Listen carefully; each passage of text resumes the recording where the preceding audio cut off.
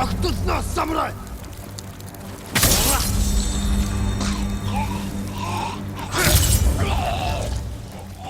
Following the release of Infamous Second Son in 2014, Sucker Punch Productions began brainstorming their next big project. The team intended to create an open-world game with a large emphasis on melee combat. Yet it wouldn't be until 2015 that Sucker Punch officially settled on a story and began working on their new IP. They intended to create a game set in feudal Japan with a samurai as the main protagonist. However, the team struggled to transition into the project due to the art and environmental design being vastly different from what they're used to. As such, it wouldn't be until 2017 that gamers would get their first look at Sucker Punch's newest game. They planned for it to feature a narrative more grounded in reality while also retaining the game's more fantastical elements. This resulted in an open world game that featured no waypoints and offered players complete freedom to tackle the game's vast world however they wished. So the question has to be asked, how does this measure up when compared to Sucker Punch's other open world games? Well, let's find out. This is Ghost of Tsushima, the director's cut.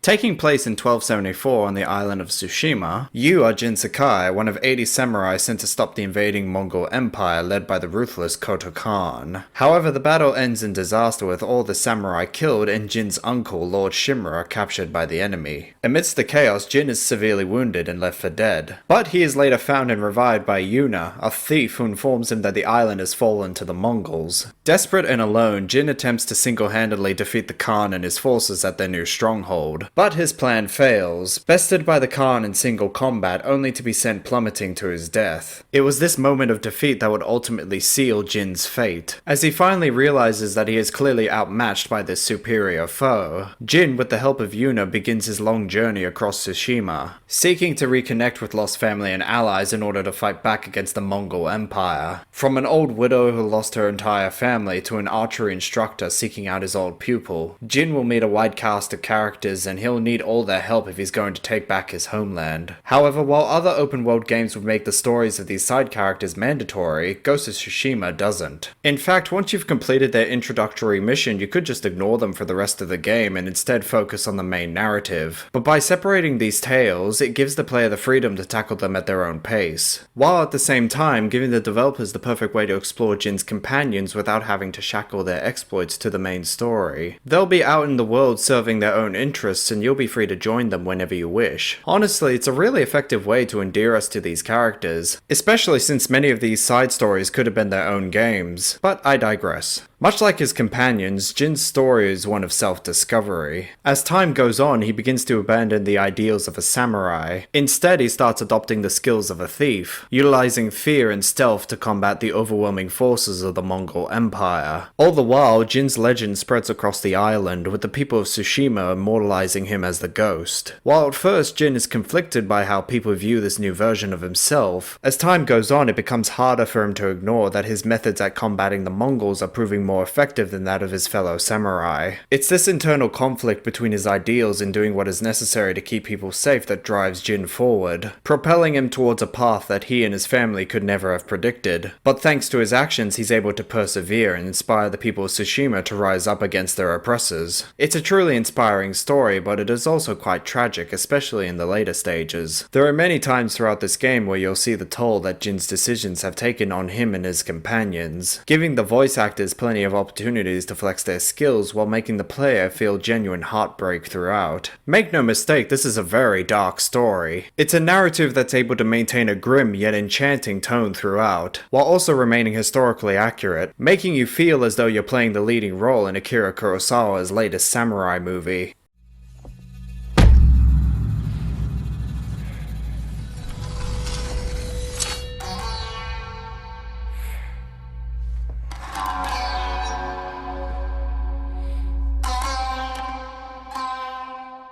Of course, if you want to fully embrace this notion, you can switch the graphics to Kurosawa mode, which turns the whole game black and white, which when paired with the Japanese dialogue option easily makes Ghost of Tsushima one of the most authentic samurai games to have ever existed. Furthermore, with the game's release on next gen, the developers have improved the lip syncing so that the Japanese dialogue lines up better with the motion capture. So regardless of what language or graphics setting you're using, you're getting the best experience possible. Ghost of Tsushima is one of the most evocative stories I've ever indulged in, and it's complemented further by some solid gameplay. The best way to describe Ghost of Tsushima's combat would be fast yet methodical, with a clear emphasis on player choice. Because just like Jin, you have the option to decide how you want to approach combat, whether you want it to be a straightforward battle like a samurai or a quiet and stealthy encounter like a thief. So when you break down the combat mechanics, they usually fit into one of these two categories. Of course, when you first begin your journey, you'll need to focus mainly on improving your samurai-orientated skills. This means utilizing a series of fast, hard-hitting attacks, parries, and dodges to take down your opposition,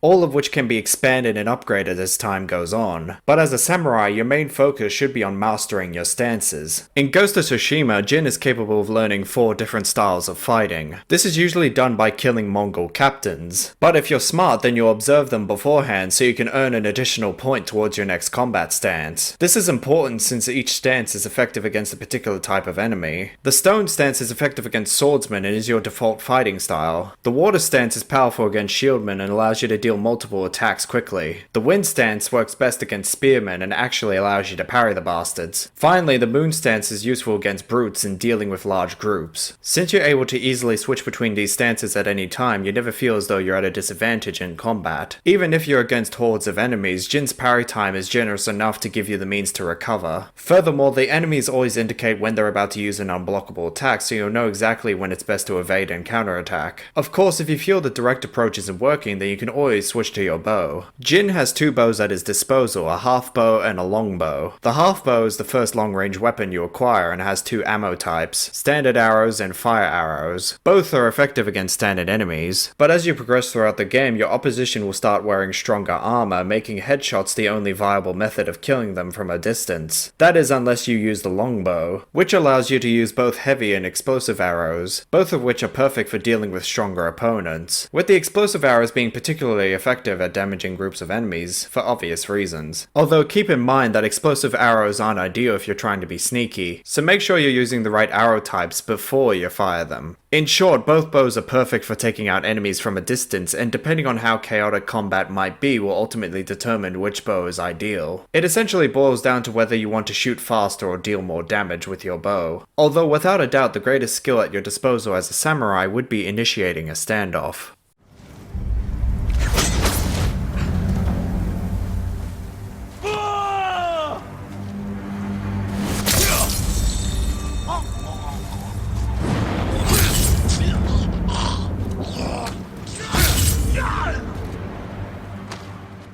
Like an old western gunslinger, Jin is able to lead enemies into a brief one-on-one encounter, during which you'll need to wait for the right moment to strike. Often enemies will try to catch you by faking an attack, so you'll need to pay attention to how their body moves. In the end, it's all about being patient, watching your opponent's movements and reacting in time. Succeed and you can easily wipe out numerous opponents in an instant. Screw things up and you'll be reduced to just 1 hit point. It's literally a high-stakes game of chicken, and failing can get you killed. Of course, if tackling enemies head-on isn't your style, then you can always embrace the shadows and become Japanese Batman. Thanks to his teachings from Yuna, Jin is able to focus his senses on his surroundings, allowing you to see and hear enemies through walls and from a distance. With this, you're now able to sneak up on enemies and strike them down before they ever know you were there. It's a far cry from the more boastful and open style of combat that the samurai are used to, but Jin is just one man facing an empire, so he has to take advantage of every asset he has at his disposal, especially if you're tackling the bigger encampments or you find a group of Mongols with hostages. So while in the beginning you'll only be limited to stabbing people in the back, as Jin's legend in Tsushima grows, he'll start expanding his arsenal, unlocking new stealth-related weapons and techniques for you to use, like being able to throw kunai, deploy smoke bombs to escape combat, or utilize wind charms to distract Mongols. This naturally makes it easier for you to sneak around and strike from the shadows. However, the real heart of stealth is within Jin's traversal mechanics. Like any good assassin, Jin is able to climb cliffs, buildings, and other surfaces in order to gain an elevated advantage over his enemies. But it's once you acquire the grappling hook that you'll truly have an edge in maneuverability. With it, you're now able to scale previously unreachable cliffs, taller structures, and even swing across wide gaps. It's the perfect tool to close the distance on a foe or escape a hectic fight. On paper, it sounds like a simple addition to the gameplay, but it seriously opens up a lot of possibilities for the player, especially for the much larger encampments where you'll have dozens of enemies all over the area waiting to tear you to pieces, which only encourages you to take on a more stealth-focused playstyle rather than just tackling enemies head-on. on. As a whole, you can handle combat however you wish in Ghost of Tsushima, but I found it's at its best when you're blending the traditional samurai swordplay with the stealth-based tactics of a thief. To stand a chance against the Mongol Empire, it's not enough to simply master one style of fighting. Instead, you'll need to strike a balance between the two, both of which have their own difficulties, but there's enough in each to give you the means to recover should you end up struggling. However, should you find yourself doing exceptionally well against the Mongols, then you'll find yourself being rewarded for your skills. These rewards usually take the form of resolve, which you can then use to recover health or perform combat-related techniques. But the best example of the developer rewarding your skills in-game would have to be the Ghost Stance. This is a fighting style which you unlock in Act 2. However, unlike the other 4 combat stances, this one cannot be used at any time, rather its power must be earned. To simply activate it, you need to kill 7 Mongols, but should you take any damage beforehand, then the kill counter will reset, meaning you'll have to start from scratch. Should you succeed in empowering it, then you're guaranteed to kill multiple enemies or deal large amounts of damage to a boss. So the game encourages you to play at your best by rewarding you with some instant kills, while also punishing you should you fail to meet its requirements. It's surprisingly balanced for what could have easily been an overpowered ability. As a matter of fact, pretty much all the techniques you acquire in this game are well balanced. Each has its place in the game and none of them feel too powerful to make fights a chore. Sucker Punch clearly refined each of your techniques to make sure they're powerful enough to give you an edge without just handing you a victory on a silver platter. However, finding these powers is another matter altogether. In fact, most of the best abilities, weapons, and gear that you can acquire in this game aren't found in the main story. Rather, they must be discovered out in the world via a mythic quest. These are side missions which can provide you with a story about a legendary figure or event, which in turn leads you on a path to discover a new item to add to your growing arsenal. From a cursed longbow to armor fit for a skilled archer, many of these quests feel like treasure hunts while others are more akin to a training session. More often, you'll simply end up stumbling upon these mythic quests, which is honestly quite enjoyable when it happens. As I said earlier, this game's world was built with a clear focus on player exploration and giving you the freedom to find your own way. Since there are no visible waypoints, it's the environment that directs the player. This is best exemplified by the guiding wind, which is the personification of Jin's dead father. By following the wind's direction, the player can be led towards anything from their next mission to points of interest and collectibles. Frankly, I hope this becomes a more common mechanic in games. It's certainly a lot more visually appealing than simply following a trail to where you need to go. But that's just scratching the surface of how this game blends environmental design into its navigation systems. Should you be seeking Mongols to kill or people to help, then it's best to keep an eye out for smoke in the distance. These will always lead you to people in need or a Mongol encampment. Furthermore, as you ride across Tsushima on horseback, you'll often find a yellow bird flying alongside you. Following these birds will often lead you to one of this game's many collectibles. From hot springs that increase your health, to bamboo stands which can empower your abilities, and even serene locations where Jin can compose haiku.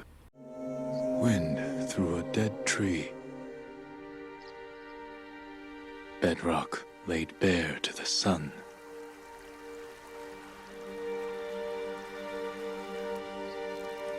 Till peace comes at last. Of course, the biggest reason to explore the open world would be to find resources to upgrade your weapons, whether by completing quests or by simply exploring the world itself. Once you have enough, then you'll be able to take your weapons to their designated smith to be upgraded. Of course, you could also spend your resources on upgrading your armor should you choose to. Throughout Ghost of Tsushima, you have the opportunity to unlock various different sets of armor. These not only alter your visual appearance, but also provide you with different benefits in combat, like reducing the damage you take, revealing more of the map, or even increasing the number of people you can kill in standoffs. Each of these different sets has their own gimmick to them, and most can be upgraded just like your weapons. However, it should be noted that only the body armor has perks, while the headwear is for visual appeal only. The same can be said for the many different skins you can find for your weapons. It's all to simply help customize your samurai's look. The only other way to modify your character's abilities is through charms. These are gameplay modifiers that are acquired throughout the world. Each one gives you a different effect, such as decreasing the damage you take, reducing enemy detection speed, or increasing how much health is recovered from healing. You'll often find that the best charms are found by honoring Shinto shrines, which are essentially platforming challenges built into some breathtaking scenery. Once you reach the top, you'll be treated to a spectacular view of your surroundings while also acquiring one of the most powerful charms in the game. As a whole, these challenges do a good job of testing your character's precision, but I will say that many of them can become quite frustrating due to how they're set up. Frequently, I ended up at a dead end or falling off a cliff because I ended up misjudging where I was supposed supposed to go. But thankfully the load times are fast even before they move this game onto next gen, so you're never waiting too long to retry a section should you end up dying. Furthermore, thanks to how simplistic the traversal mechanics are, you never feel as though you're the one at fault in most cases. More often you'll simply enjoy the view as you swing across branches or jump from one cliff face to another, even if you end up dying in the process. With a world filled to the brim with places to go and things to collect, Sucker Punch Productions' interpretation of Tsushima is a vast and breathtaking landscape. Everywhere you go there's something new to do and secrets to discover. Honestly, you could spend hours getting lost in this game's world, and that's before you start taking the DLC into account.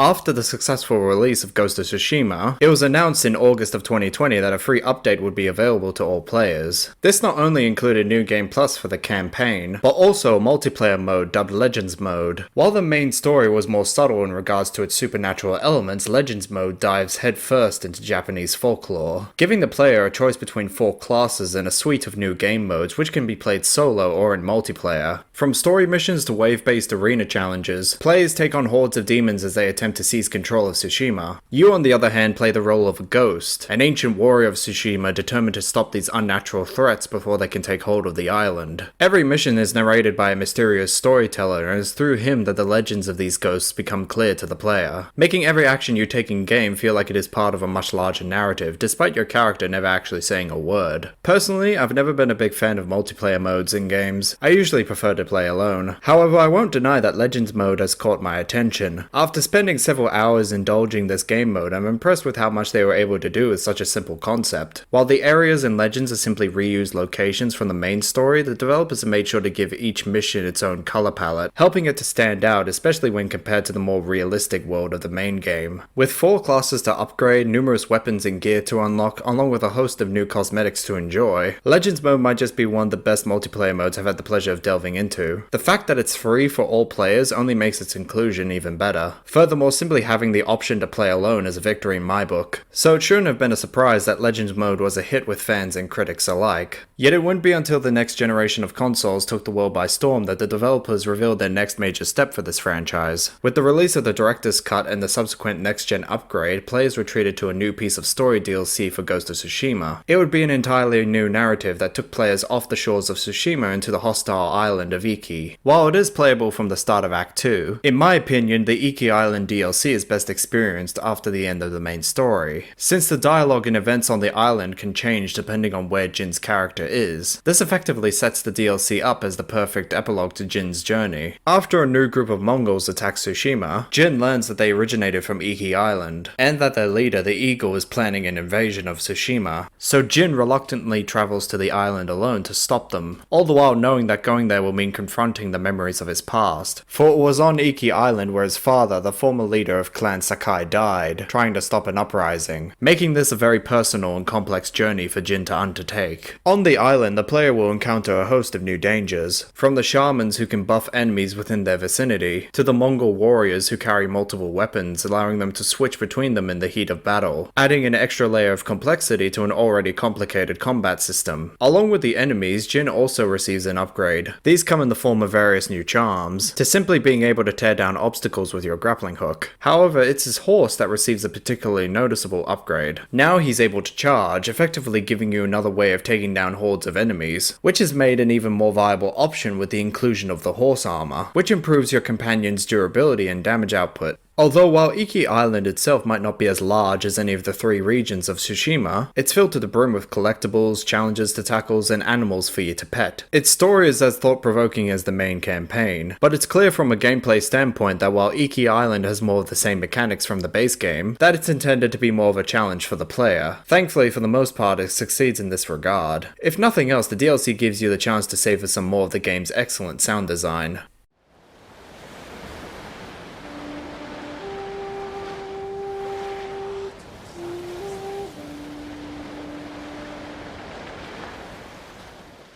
The music was composed by Ilin Eshkeri and Shigeru Umbashi. These were two men who went to Japan to find the perfect inspiration to craft this game's soundtrack. Two men who had perfectly nailed the melody of this ancient period of history. Each song features a mixture of different Japanese instruments, from flutes to lutes and numerous types of stringed instruments, giving Ghost of Tsushima a fantastical tone to match its epic narrative and more grandiose set pieces, which is paired nicely with the quieter and more subtle melodies present during the more haunting moments in the game. The composers clearly worked hard to balance out the game's soundtrack so that it paired nicely with Tsushima's natural sounds. From the lovely songs created by songbirds to the resonance made by water flowing in a stream, or even the constant rushing of wind whenever you're seeking out your next objective, Sucker Punch Productions has made sure every inch of Tsushima possessed an echo of life, which served as a solid backdrop to the war which has taken hold of this natural landscape, filling the air with screams of dying men and steel clashing against each other, which in turn only makes the lack of noise present in the final act so much more haunting by comparison. Meanwhile, the visuals can speak for themselves, but in case you haven't noticed it after all this time, Ghost of Tsushima is fucking gorgeous. Every inch of this world is full of color and life. From vast fields of flowers to the complex bamboo forests or even the coastlines, this world is rich in detail. Even in Kurosawa mode where the vibrant color is robbed from you, it still looks better than most AAA titles. Meanwhile, character models are vibrant and full of life. Whether in a cutscene or out in the world, the inhabitants of Tsushima simply radiate with complexity, their attire littered with neat little details, whether in the form of a pattern present on a civilian's clothing or the etchings on a Mongol's armor. There's enough intricacies present in these characters that it's easy to ignore that some NPCs do get repeated throughout the game. More often, I'll just stand around and take in the views, enjoying every inch of this breathtaking world, knowing that I can go anywhere I wish and find a beautiful sight waiting for me.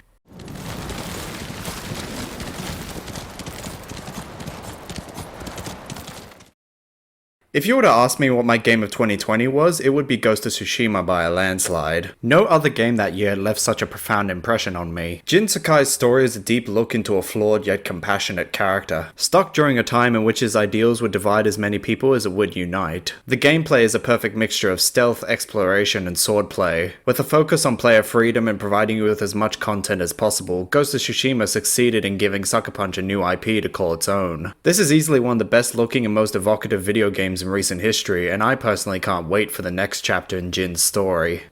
Anyway, that's all the time we have for today. I'm the Grave Tender, and thank you for joining me on the other side. Please consider subscribing, and I hope you all have a nice day.